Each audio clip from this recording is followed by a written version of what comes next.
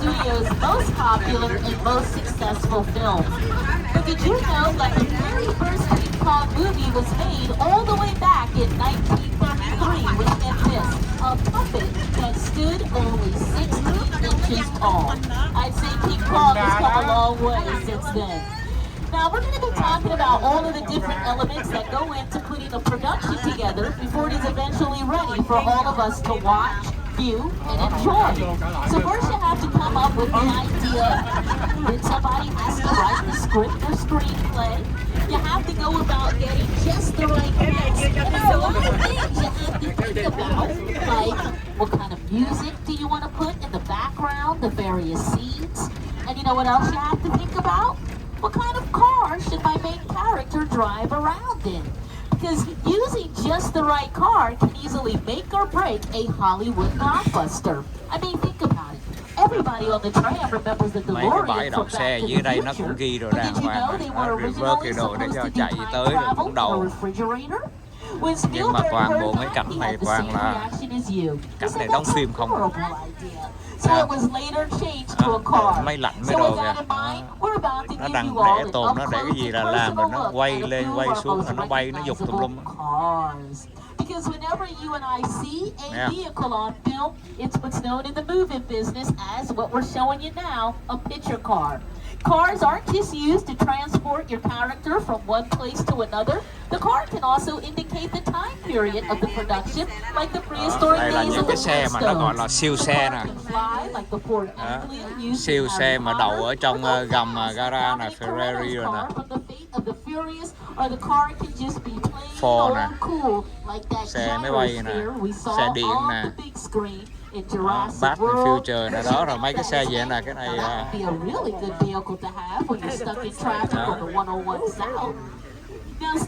toàn là mấy cái chiếc này dùng để đóng phim á.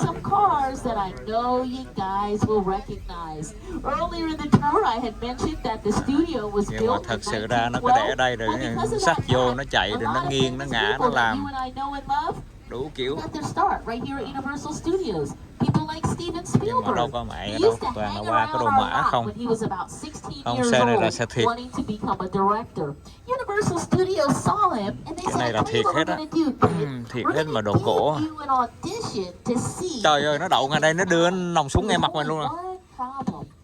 The episode of the television show he was set to direct for his big break, it starred Betty Davis. Yeah, it was a show called Rod Serling's Night Gallery. When Betty Davis found out that Universal Studios wanted her to be directed by what she called a 16-year-old kid with no experience, she put up such a fuss in a fight. Khi mà đóng những cái phim mà chiến tranh phim này kia rồi nó ghép mấy cái này vô. Đó, nó đưa vô nó lau chùi nó o bế nó thành cũng phim. Rồi không có nó ra nó trả lại nè, đó. Đời sheriff mà chiến tranh nè. Universal sort of is my birthplace. This is the place I consider my first home, and I love it here. And I keep coming back. And as you can imagine, Universal Studios loves Steven Spielberg. So it's at this point of the tour where we're going to show you various set pieces and props that you and I saw on the big screen in Mr. Steven Spielberg's first 3 Jurassic Park films. I know many of you remember that scene in The Lost World, Jurassic Park, where that mobile green lab was hanging precariously over a cliff. Well, there's the mobile green lab in person, but I'll let you in on a little secret. That scene from the movie, it wasn't filmed in Costa Rica over the edge of a cliff. Cái thùng này giống như cái phim mà cái thằng mà cao á.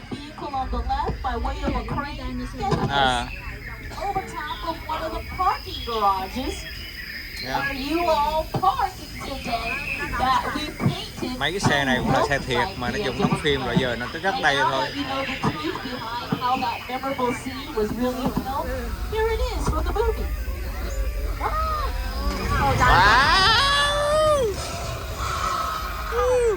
Ôi trời, phun nước ra rồi. Nè, coi là xương nè. Đó nè.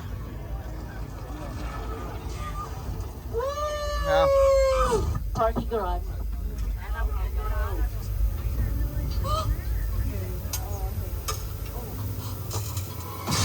Now remember, we're going to show you plenty of examples of Hollywood illusions on our tour. Speaking of which, for those of you who are fans of those Jurassic Park movies, you'll recall that weather played an integral role in setting just the right mood in all of those movies. But creating weather effects is actually one of the most challenging things for any filmmaker on the planet. Khủng long là xương sống của nó nè.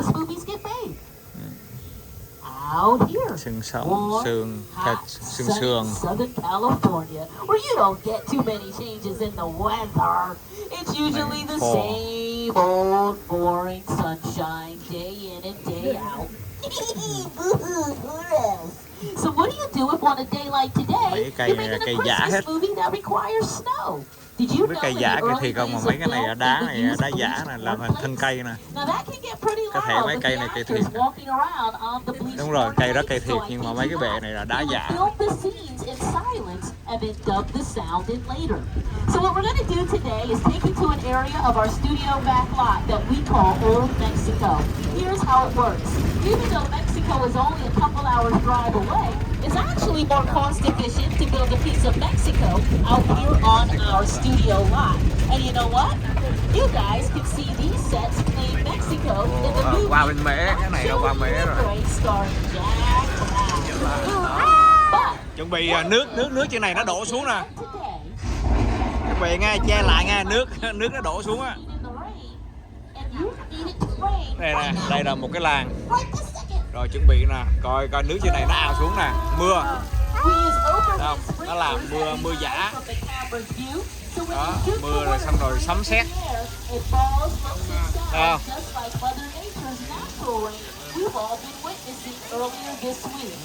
Đó, vừa mưa vừa ren. Coi mà ngồi đây là chuẩn bị nước nó ào xuống rồi. Đó, một con đường đi lòng vòng mới lên. Đó, coi kìa, nước nó ào xuống kìa. Trời ơi, nước.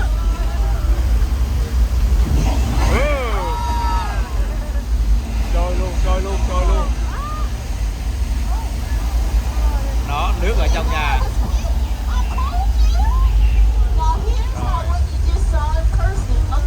Chặt xuống ống hết.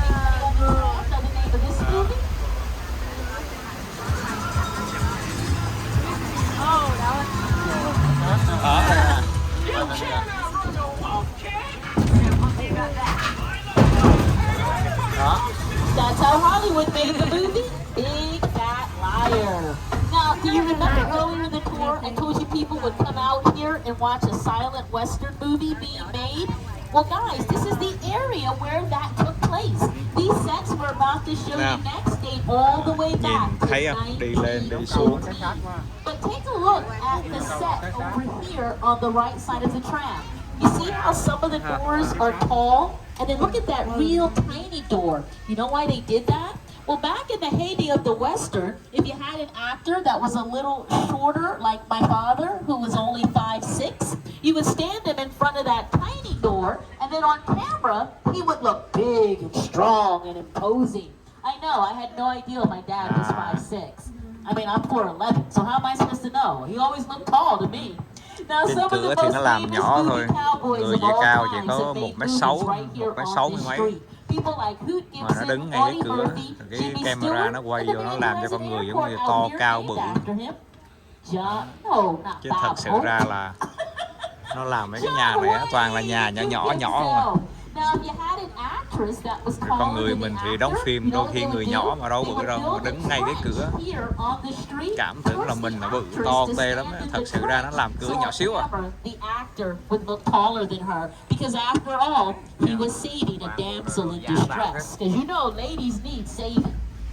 Làm mấy cái tường nè. Không, được cái mặt thôi, cái mã thôi, còn ở sau nè, đó sau đâu có mẹ đâu, có gì hết. Rồi còn những cái action kia thì nó quay ở trong kia. Không, nó chỉ là xây lên cái mặt tiền thôi. It wasn't until 1930 that someone did what our driver is about to do next. They came out here and they use the sets coming up over here on the right side of the tram. And you know what they discovered? People in the audience like to be scared. See, you love that. I know. And once they realized that, that is when Universal Studios invented the monster movie genre. This is where they made all of those classic monster movies like The Hunchback of Notre Dame, The Mummy, The Wolfman, Dracula, and even Frankenstein. Đó, sao tôi like rồi đó. Vô nhà, vô cổng là thấy hoành tráng không? Để mà quay những cái nhà vũ trụ của đồ đó không có hết. No, they didn't make that one. But seriously, in the first Frankenstein movie, Frankenstein has no dialogue. He walks through the entire film going, he says not one word for over an entire hour, yet everybody on the tram knows his name. The actor who played Frankenstein was Boris Karloff. Now, how many of you know this? The Frankenstein outfit Nên là mình đóng phim mình chạy cái thấy đi tới đi lui tưởng là nhiều lắm. Mà thật sự ra nằm trong cái lòng bàn tay á, đi qua lại đi. Nó ghép phim vô tưởng là giống như đi ra thành phố rồi xe cộ chạy đua lạng lắm luôn á. Chứ đâu có gì đâu. So I don't know about any of you on the tram. I don't count calories or carbs. I actually went to the costume store and bought a Frankenstein outfit. That's how I eat my double doubles. Now over here, look at this house. If you look inside of the windows, what a cool house, ladies and gentlemen. This house has central air, central heat, a fully working bathroom, kitchen, and look at that, a 3-car garage. It was used for a talk show called Home and Family. But now that that talk show is no longer on the air, you know what I'm thinking? I haven't told Universal nhà thiền Studios cũng this 3 yet, gara, but đầy đủ có hit, có if the mới lại. rent in LA keeps going up Nhưng mà nó like it dùng cái đó does, để talk show. exactly. I'll move it into that house. Giống như là Hashtag full house vậy. security. How long do you think I could be back Rồi there những cái before chiếc they find forklift này, những cái Now chiếc this này street we're driving down is a toàn street bộ we là mấy cái call này là dùng Bedford Street. gỗ Did này. you know it's the oldest street on our property? Đóng phim It này. was used to make some of our westerns. Now the sets are in the process of being demolished and torn down because Mấy cái tượng nè, think thùng about rác it, the nè, only person still making westerns thùng today. rác, Quentin nước nè, Tarantino. đó, mấy cái nước nè, tưởng là Right? nước He uống thiệt loves chứ movie mà toàn là history. đồ phết không có mẹ You hết. see that saloon over there on the right side of the tram? If you take a look at your Forklift monitors, nữa. that's where all the cowboys are going in this scene. Thêm trên kia nữa, đèo rơi xuống, lao xuống. A bit of history right there, being torn down. Mấy cái cầu thang nè, giảm chiến, cái kệ sách. Đây thấy từng kệ nước thấy ngầu không? Đó, cái này là đó, bên trong.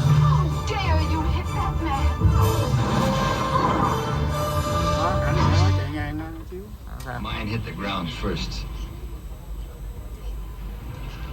Mine was taller. But right now we're preparing to take you all to the small town of Amity. This is the town you may recall that was scared by the crazy dinner habits of that man-eating shark. In the film where that lady goes swimming by herself at night. She thought it was a good time to go because she thought she'd be alone. Look at her out there, frolicking, flinging her hair. Oh, it's gonna get you, girl. It's gonna get her legs.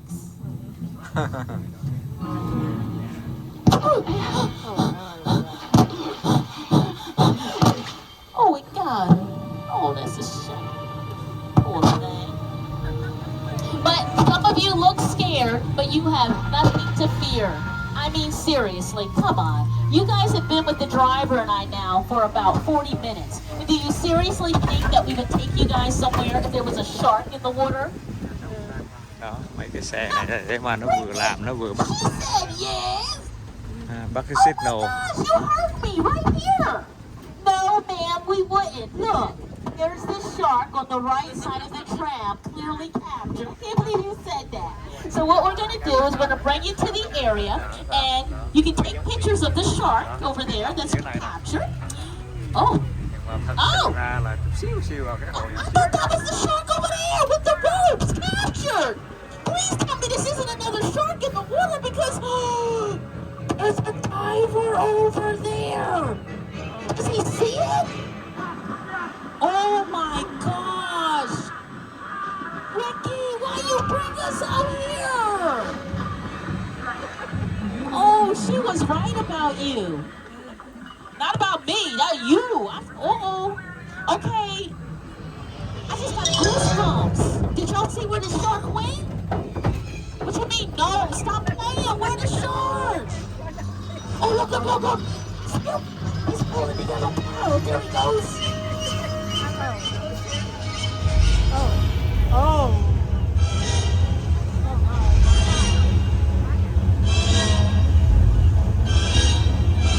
Là cái cây xăng nó cháy vậy.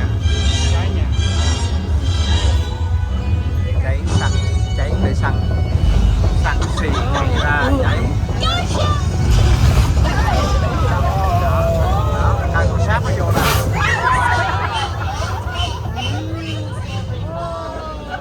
Used in one of Universal Studios' most successful movies. What's the name of the film?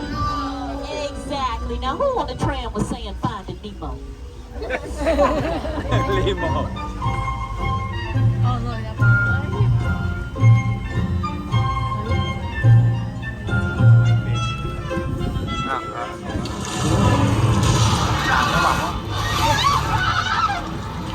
Thấy sợ quá đó. Thật sự ra cái hậu trường nó đây nè. Now, with the fact that I mentioned the studio was built in 1912, can anybody guess how many movies have been built out here since then? Lên nó phun nước, đốt cháy lum hết.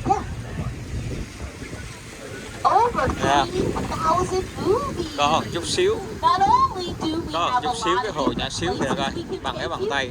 we also have Mà nó quay vô several làm houses giống out như here là một cái and biển mà different khổng lồ neighborhoods. to tê vậy. Now, that neighborhood over there on the Cây left, xăng, it was cháy used cây to xăng, make the movie cá mập bơi Hancock, vô phun the nước, classic film to cắn call người ở ngoài Mockingbird, kia. starring Gregory Peck, and even episodes Đó. of It's Always Sunny in Philadelphia. The house over here on the right, here's how Lên you've đèo, seen it xuống many đèo, times over the years. vô trong đường. Nhà riêng, nhà đồ to tê bự đàng hoàng. Cho nên là tùy mỗi cái movie mới cũ gì đó là nó có ở đây hết. Gọi nước, đập nước, nhà máy phát And then we điện. have one final neighborhood we're going to show you. We call this street Colonial Street. Now you all have been looking at these same identical houses since 1954. This is where Universal Studios made the 1954 film Barbie, starring Jimmy Stewart. Purple House on Đây the là left những cái was nhà used mà to vào play cái her thời Percy 1954 Monster for the Munsters. thì nó là như vậy. Blue House on the right was used to make the Cỏ này cỏ thiệt, 1996 người ta vẫn movie. cắt vẫn đồ Leave it to cây Beaver. thiệt. If we have Nhưng mà chỉ có cái phọt anybody nhà on the thôi. fan of Buffy the Vampire Slayer, yeah, episodes of that show filmed right here on this Gara. street using these houses. Now, this was also used to make the television show Never Have I Ever, brought to you by Mindy Kaling, the movie The Bird, starring Tom Hanks. And remember, out here on the studio back lot, we can take you any place in the world. We can even take you to Nellyville. No matter what I do, all I think about is you. Nelly, I see you. I do. When it came time for Nelly to make the music video for his hit song Dilemma, Đi đua vòng rồi, bảng số nhà, gara. Nhìn là thiệt, nhưng mà được cái mặt thôi, mặt tiền thôi. Có nhiều cái nhà thì ở sau nó không có sân rồi cũng nướng thịt, nướng đồ y chang như thiệt vậy thôi. She's sitting on the porch of the blue house over here on the right. We simply removed the banisters and painted the stairs a different color so you won't recognize it the next time you see it. You can also see that Sơn street tới, in sơn the lui. television series Ted. Sân sau nguyên cái bãi.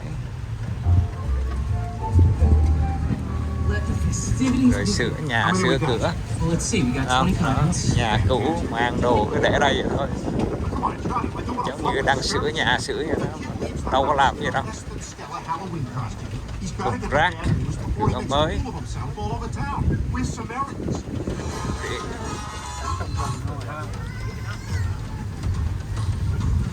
Hi everyone, Seth MacFarlane here. And Giống I'm như coi excited phim to Tây share Tây Du Ký á, thấy đi dài lắm. Peacock original event series Ted. It's a prequel series set in 1993. Tây Du Ký đi từ đây lên kia đi xuống là xong rồi đó. A house and even recreate downtown Boston as it looked back in the day using exterior sets and facades you're about to see on the tour. But I should warn you, Ted is intended for mature audiences only. So grown-ups, tell the kids to go in the other room before you watch. Vô nhà thấy đẹp không? Yeah, that's a very grown-up show. So, that street we showed you, it was also used to play Wisteria Lane on Desperate Housewives. Đang làm, đang xây, giống như là đang cất nhà mới, phải không? Đào này, đào kia lên. Đó, rồi làm nhà kho ở trên kia.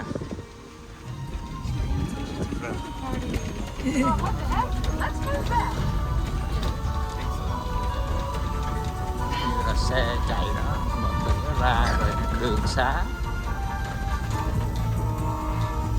Này của hút.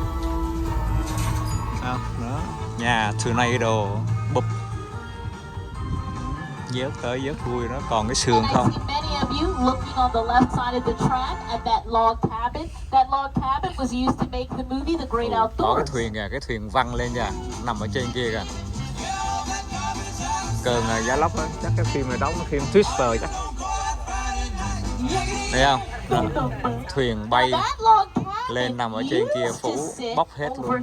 here on Bay the nóc nhà right side of the tram, but we moved it over there and replaced that area with some new sets. Check it out. What's up, Studio Tour? I'm Kiki Palmer from Jordan Peele's film, Nope. What's a bad miracle? Well, you'll have to see our movie to answer that one. Until then, I hope you enjoy your visit to Jupiter's Clay. Did you see a UFO in a cloud? Yeah. No. I ain't never seen nothing like this. No. Are you ready? Run! Holy hell. No. No. Thấy không? Coi kìa. Mấy cái thuyền kìa, máy bay kìa. Thấy không? Thuyền máy bay đó, gãy ngang tàu bay rồi. Rồi máy bay, bộ máy. Nostalgic, small-time Southern California amusement park owned by former child star Ricky Nằm ở trong đó. Rồi bò Over there, look nằm into vô the trong đầu winking bể room này. and have your picture taken Kéo just nè. like the kids in that old 90s movie Kid Show. Xe thì nằm ở dưới, bắt điện bắt đồ nè, cho chút dí luôn, nằm im luôn. No? Đó, rồi đi vô mua vé, thấy không? See the brand new Star Lasso experience. Built to showcase an unbelievable new live show. Này, giếng nè, mấy ông nội ngồi heo trên kia, đè giếng, xe mô tô, máy nước chạy.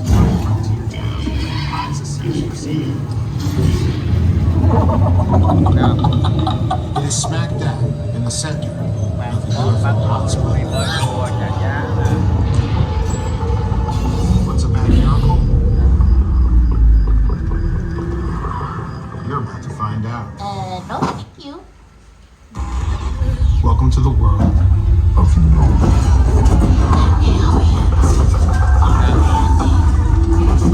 Nhà nhỏ nhỏ đi vô.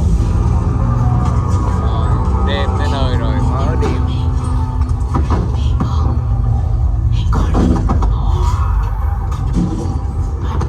Bắn nhau.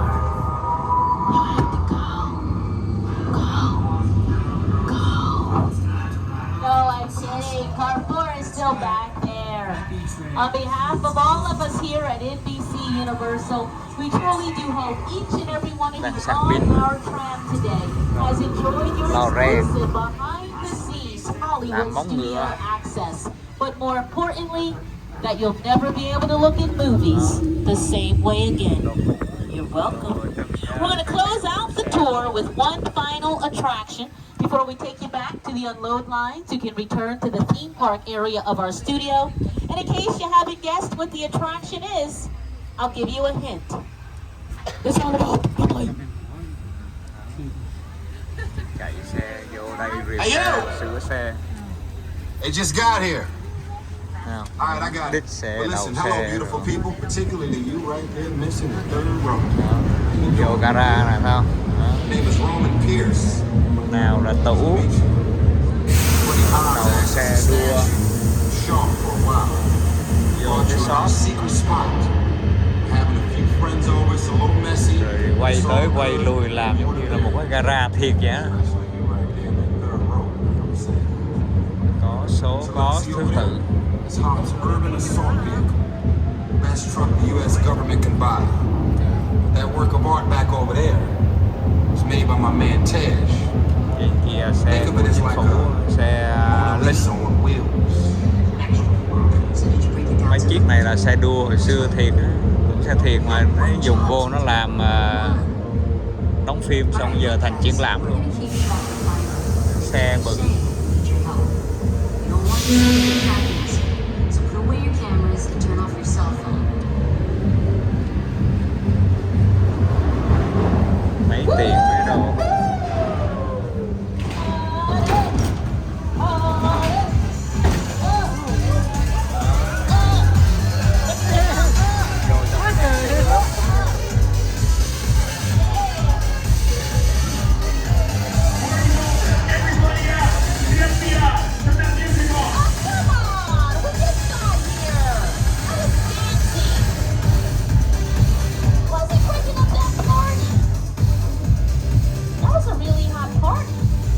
This is what we doing. This is the race day after party. And what the other?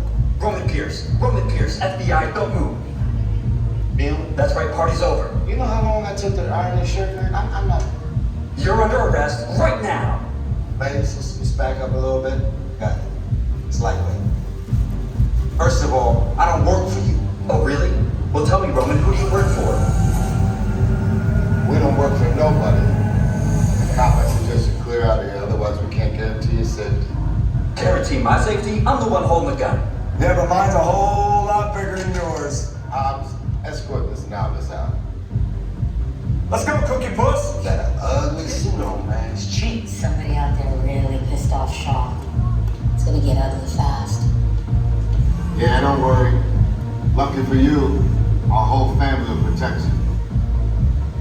Are you kidding me, Roman? You didn't shut off your phone, bro? I gotta call you back. I'm in the middle of something. See what I'm talking about? Call you back. Man. It was on vibrate. Sean traced us. Hobbs can't hold it forever. Letty, Roman, we're up. Driver, move that vehicle. I think he's talking to us. It's about to get real interesting. My Mona Lisa's all warmed up right next door. Roman, grab your truck. I need you and Letty ready to look. Come on, everybody! I'm pretty sure this is the same location they want us to go to, so we can hide from that bad guy Shaw. Oh yeah, look at this! I have a feeling we're gonna be completely safe here. But you know what? If I were all of you, I would put on my 3D glasses. Because here's what I'm thinking. If they find us hiding out in this parking garage, but we're all wearing our glasses, they can't see our faces and know which one of us is the witness. Which one of you is the witness? Speak now or you all get fried! This is our turn.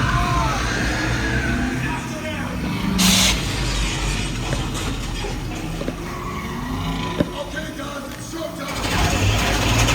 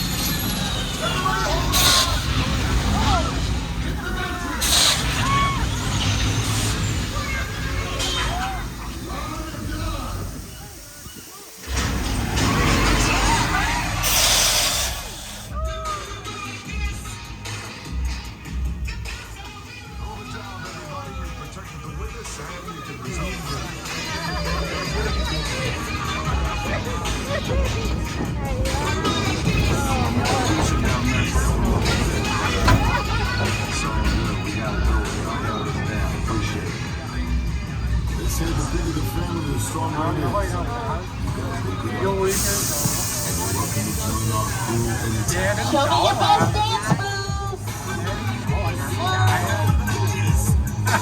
You know why I asked that? So I can copy, because I'm still going to Cabbage Patch. Oh, is that the new one?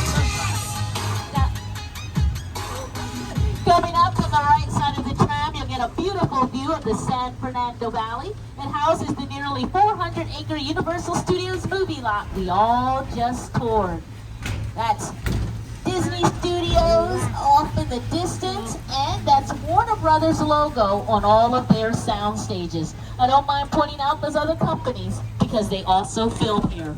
Thank you so very much, everybody, for coming downstairs, waiting in line, and deciding to take our tour.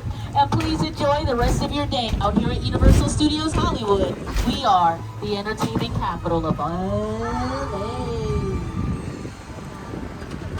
The theme park section of the movie studio will be staying open this evening until 9 p.m.